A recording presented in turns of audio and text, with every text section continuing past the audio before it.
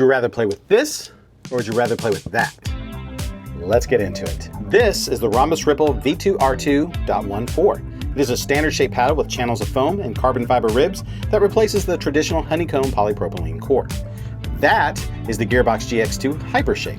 It is also a standard shaped paddle with channels of foam and carbon fiber ribs that replaces the traditional honeycomb polypropylene core. This is an X-ray of the Ripple R2. And that is an X-ray of the Gearbox GX2. This is a dissection of the Ripple R2, and that is a dissection of the Gearbox GX2.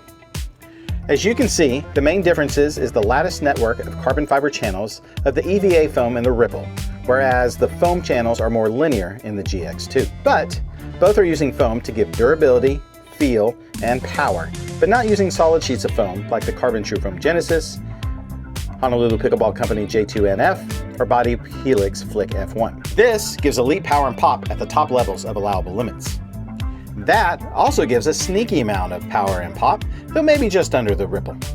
I say sneaky because that gives an extremely muted feel when hitting the ball, and it takes a minute to dial in the force applied versus force output on this paddle.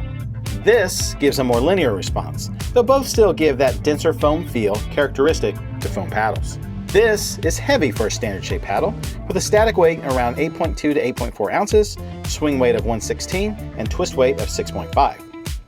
That has your more typical stats for a standard shaped paddle, at just under 8 ounces, swing weight 111, twist weight 6.5. This costs $280, and using my code on the screen, we'll take that to $260.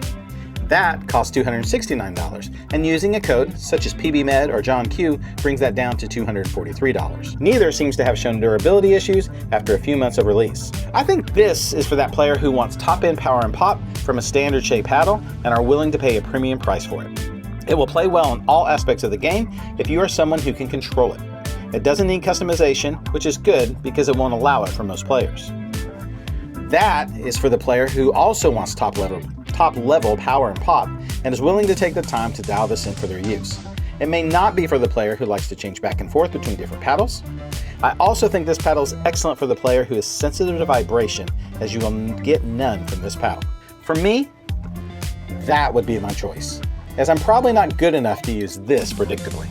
However, I like to change paddles frequently, which makes that a tough one to use. If the GX2 were my only paddle, I think it would be a fantastic play. I hope you like this. If you did, please give me a like, a follow, a share, and a subscribe.